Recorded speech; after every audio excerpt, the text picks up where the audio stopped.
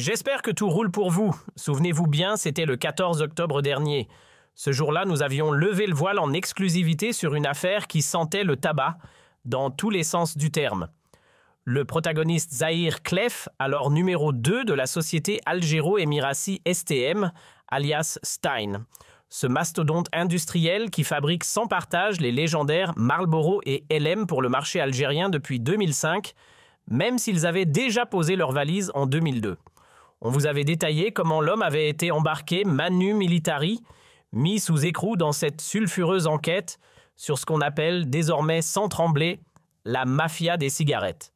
Et après 5 longues journées à passer au crible du redoutable service central de lutte contre le crime organisé, un organe d'élite rattaché à la DGSN, autrement dit la police nationale algérienne, le rideau se levait sur un scandale d'État. Oui, c'était bien le 14 octobre. Une date à retenir. 30 jours plus tard, pile poil, la saga prenait un nouveau tournant. Un autre visage apparaissait à la tête de Stein, parachuté en toute discrétion, et dans des circonstances pour le moins nébuleuses pour succéder à Zahir Klef.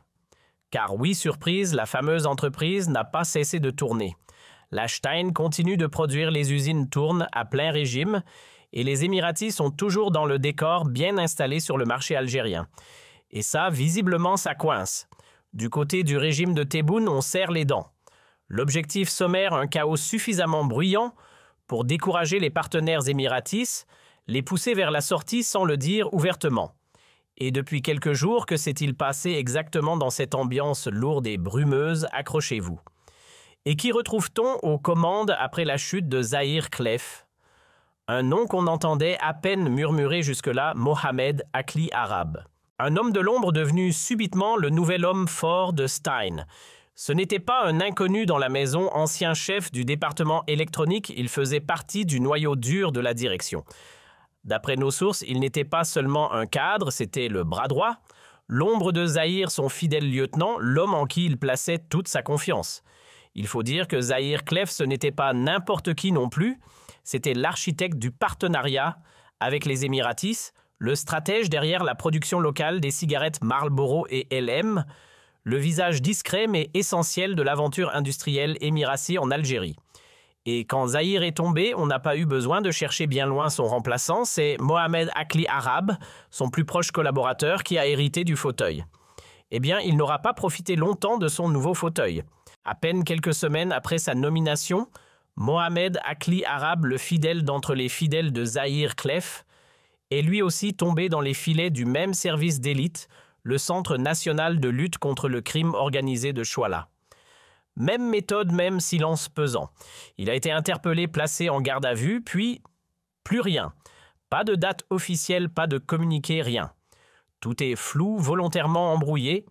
Et pour cause, ce dossier est radioactif. Aucun responsable, ni côté police, ni côté justice, ne veut s'en approcher publiquement. Pourquoi ? Parce que l'affaire dépasse de loin les frontières algériennes. Elle chatouille de puissants intérêts émiratites, mais surtout, elle frôle les sensibilités d'un mastodonte américain, Philip Morris, détenteur mondial des licences Marlboro. Et quand des géants économiques étrangers sont mêlés à une tempête locale, c'est blackout total. Motus et bouche cousue, et voilà un deuxième directeur général derrière les barreaux. Mohamed Akli Arabe n'a pas fait exception, lui aussi a pris le chemin de la prison de Koléa, là même où son prédécesseur Zahir Klef l'attendait déjà. Un passage de relais version carcérale. Et selon nos recoupements, l'affaire ne s'arrête pas là. Plusieurs proches collaborateurs de ce nouveau DG, des gens de son cercle immédiat, auraient eux aussi été arrêtés, interrogés, certains même traduits, devant un tribunal. 5 au total d'après ce qu'on a pu glaner. Mais ensuite, brouillard total. Aucune confirmation sur leur sort. Ont-ils été incarcérés ? Ont-ils vu leur dossier redirigé vers le pôle économique du tribunal de Sidi Mamed Silence Radio? Cette affaire, c'est un labyrinthe d'opacité. On tente de vérifier, de croiser les sources, de démêler les fils, mais tout est verrouillé. Chaque information provient d'un camp, chaque camp a son agenda, ses intérêts, son clan. Et dans cette guerre d'ombre, la vérité devient un objet de propagande, jamais une certitude. Aujourd'hui, l'affaire Stein prend une tournure de plus en plus rocambolesque, presque irréel. Personnellement, ce que je ne digère pas, c'est le mutisme total du régime algérien. Qu'il y ait des capitaux américains ou émiratis dans l'équation, très bien. Mais est-ce une raison suffisante pour étouffer la vérité ?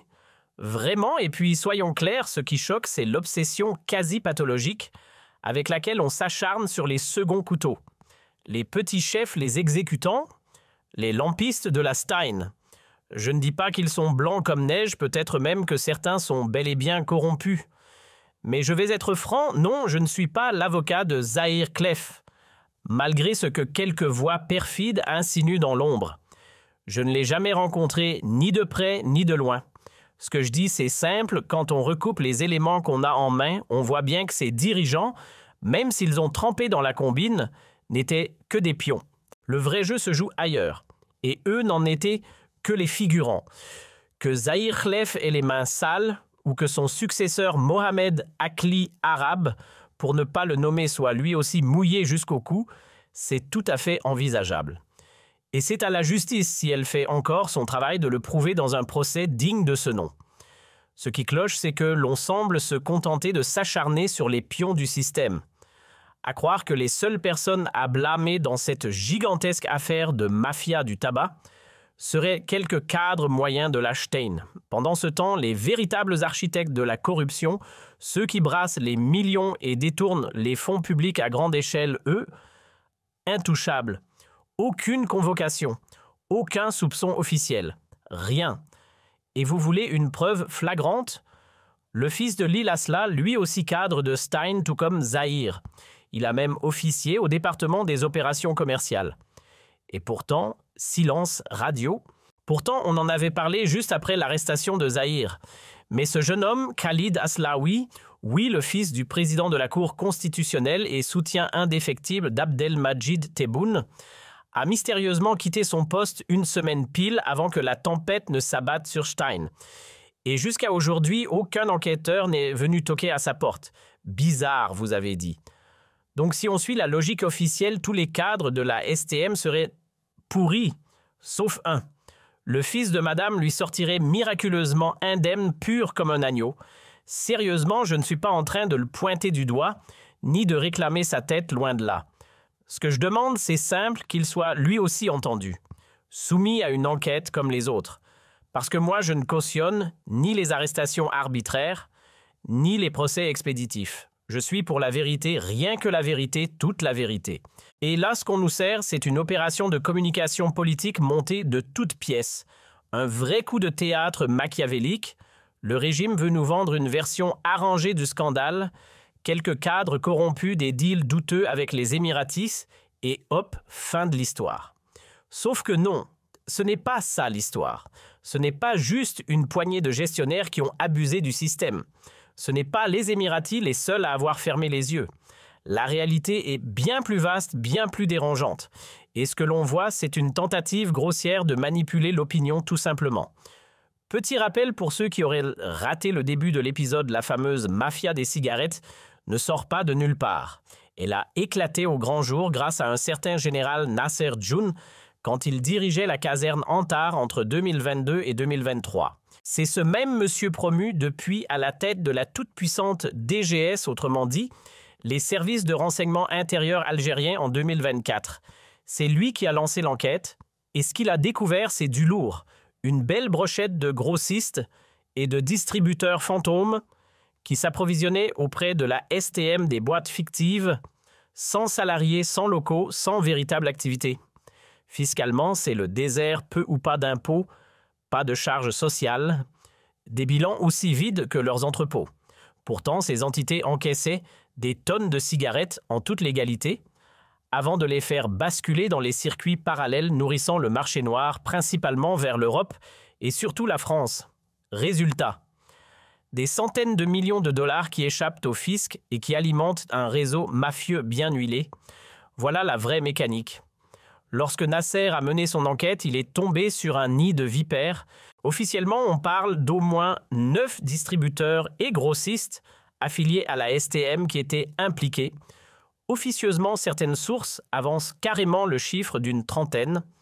Et tenez-vous bien, parmi ces entités, plusieurs étaient directement lié à des familles ultra puissantes du régime, notamment les clans Boun et Shengriha, sans oublier des proches de l'inévitable Abdelmadjid Tebboune et de ses très influents conseillers.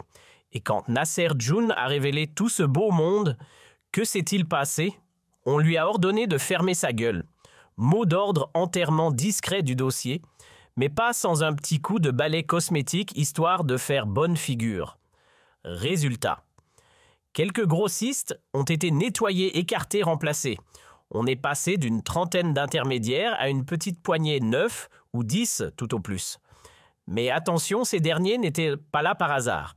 Ce n'étaient pas des inconnus tombés du ciel, mais des prête-noms soigneusement choisis, placés par les barons du pouvoir pour jouer les marionnettes dans un théâtre d'ombre. Leur rôle gérer tranquillement le business florissant de la contrebande de cigarettes américaines en lien avec les réseaux internationaux. Et pendant ce temps, les vrais maîtres du jeu, eux continuent à leur partie. Nassar. Oui, il faut lui reconnaître un mérite, il a bossé et il a mis le nez là où ça sentait mauvais.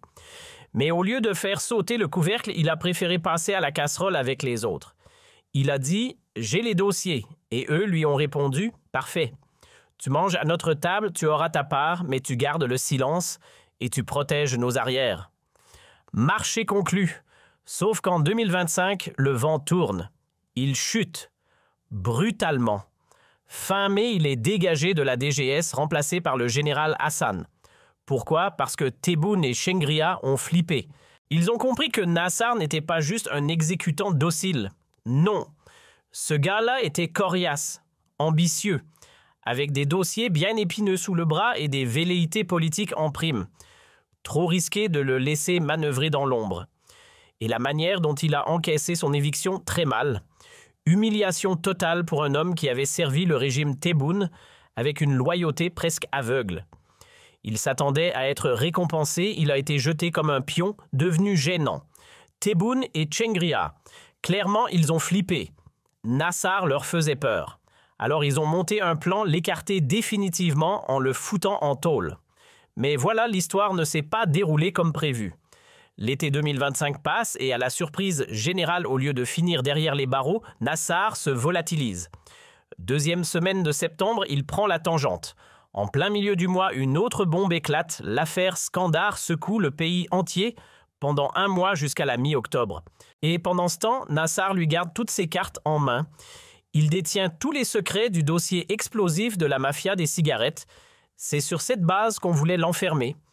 Officiellement, enrichissement illégal, trafic d'influence, extorsion, le tout grâce à ses fonctions à la tête de la DGSI. Officieusement, on l'accuse d'avoir touché sa part du gâteau gracieusement offerte par les parrains de la contrebande. Et aujourd'hui encore, certains se demandent, est-ce qu'il a fui ou est-ce qu'il sait trop de choses pour qu'on ose le capturer? Nassar, lui, n'avait clairement pas l'intention de tomber tout seul. Pas question d'endosser l'unique costume du coupable idéal, pendant que les vrais cerveaux se pavanaient tranquillement. Alors il a menacé. Il a dit qu'il balancerait tout. Les noms, les fonctions, les connexions. Et parmi cette liste explosive, un nom familier, Ali Bakari, ce cher beau-frère par alliance de la dynastie Tebboune. Celui-là même qu'on a vu brièvement disparaître dans l'ombre fin octobre. Officiellement proche du cercle présidentiel en réalité, acteur clé dans les affaires de contrebande, marié à la belle-sœur de Monsieur le Président rien que ça, et le bruit court, bruit lourd de sens que son business de cigarettes aurait bénéficié du parrainage personnel du fils Tebboune Mohamed, celui que tout le monde dans le sérail surnomme le vrai patron. Et ce n'est pas un cas isolé des ministres, des généraux, des hauts responsables, auraient discrètement utilisé leur cousin, leur beau-frère, voire leur pote d'enfance comme homme de paille. Car le trafic de cigarettes, ça ne rigole pas. On parle d'un pactole de plus de 300 millions d'euros par an pour STM et le marché national lui pèse plus de 3 milliards de dollars et tenez-vous bien, près de la moitié de ce pactole s'évapore dans le marché parallèle loin de tout radar fiscal. Autrement dit, un Eldorado mafieux en toute impunité. Franchement, on parle ici du jackpot parfait, un commerce hyper rentable, jamais inquiété, toujours toléré. Pourquoi? Parce que contrairement à la drogue ou à la prostitution, la cigarette, elle reste légale, Ce n'est ni un stupéfiant ni un délit moral. Le seul problème, la contrebande et le marché parallèle. Mais là encore, tout le monde regardait ailleurs. Le régime fermait les yeux sciemment. Et à l'époque, avec Nassar aux commandes de la DGS, aucune autre structure sécuritaire n'osait lever le petit doigt contre le réseau bien protégé de la mafia du tabac. Résultat, de 2022 à 2025, certains se sont littéralement gavés, enrichissement fulgurant garanti, et nos amis de la STM Zahir ses collègues. Ce ne sont que des seconds rôles des figurants dans un film dont le script est bien plus vaste. Je vous rappelle d'ailleurs que j'ai été le premier à annoncer son incarcération. Aujourd'hui, on nous souffle que son beau-frère, oui, le beau-frère de Zahir, posséderait des sociétés offshore et aurait trempé dans des transactions financières très douteuses en lien avec Zahir. Est-ce plausible, bien sûr? Et on ira jusqu'au bout de cette piste, on va creuser. Mais s'il vous plaît, qu'on arrête de nous balancer des demi-vérités. On n'est plus dupes, les vrais cerveaux de la mafia du tabac. Ah, ce ne sont sûrement pas ces cadres moyens de la STM qu'on exhibe comme des trophées. Les vrais parrains, les vrais intouchables, ce sont ceux qui portent des noms bien connus des familles puissantes, de la lignée Tebboune jusqu'à la tribu Tchengriha. Et d'ailleurs, ce scandale n'a explosé qu'à partir du moment où l'un des leurs, celui qu'on voulait faire payer pour tout le monde, a dit stop, il a compris qu'il allait finir derrière les barreaux, pendant que toute cette clique continuait de se remplir les poches grâce à lui.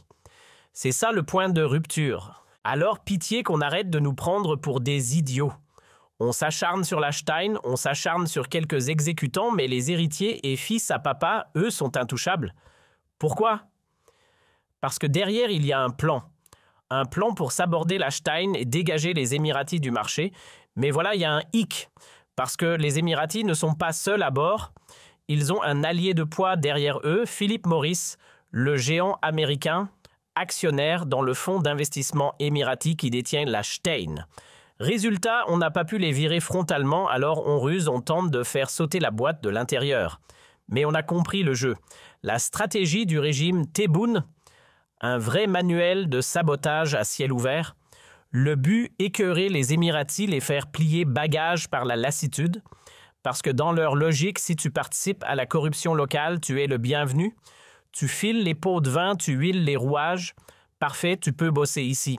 Mais si tu rêves de rester clean, de respecter les règles et de jouer selon la loi, alors mon pauvre, ce pays n'est pas pour toi. C'est triste à dire, mais chez nous, le scénario est toujours le même. Le chantage, le racket institutionnalisé et l'obligation pour les investisseurs étrangers de laisser une part de leur business à la mafia du coin. Et dans cette comédie bien huilée, les Émiratis jouent leur rôle de pigeons qu'on tente de faire fuir. On sabote Stein de l'intérieur, on fait baisser sa valeur, on la fragilise volontairement. Pourquoi? Simple. Le but final, c'est que les Émiratis se découragent et finissent par vendre leur part au profit du groupe Madar Chouchou du régime. Un rachat à prix cassé orchestré par ceux qui prétendent défendre l'intérêt national, du grand art. Et le vrai casse-tête pour les Émiratis, le nerf de la guerre, c'est quoi au fond? On vous expliquera ça en détail dans une prochaine émission, promis avec des noms, des chiffres et des révélations croustillantes. Mais en attendant, résumons, ils possèdent bien l'usine, les machines, les murs, tout ce que vous voulez, sauf l'essentiel. Car sans les licences officielles signées avec Philip Morris, tout ça ne vaut guère plus qu'un hangar vide. Tu peux garder la STM, pas de souci, mais les droits d'utiliser Marlboro ou LM. Ah non, ça c'est une autre affaire. Et sans ces logos magiques, ton usine ne pourra produire que de la clope Made in Algeria. Autrement dit, un truc que personne ne fume, que personne ne veut, que même les chameaux refusent de sniffer. Soyons clairs, Laure, dans cette affaire, ce ne sont pas les clopes locales sans âme, c'est le nom américain. Marlboro, ce n'est pas juste une marque, c'est une machine à fric. Le reste du vent. Très prochainement, tenez-vous prêts, une nouvelle émission exclusive plongera au cœur du véritable bras de fer entre les Émiratis et le clan Tebboune. Et croyez-moi, ce n'est pas un simple désaccord commercial, c'est une guerre feutrée autour d'un trésor, le marché algérien de la cigarette. Un pactole colossal. Pour vous donner un ordre d'idée, l'Algérie figure fièrement dans le top 3 des géants africains du tabac, un pilier du continent. Et ce n'est pas tout à l'échelle du monde arabe, de l'Afrique du Nord et du Moyen-Orient. Ce pays se classe aussi parmi les 4 marchés les plus juteux. Autant dire que ce n'est pas juste de la fumée, mais bien une mine d'or en rouleau,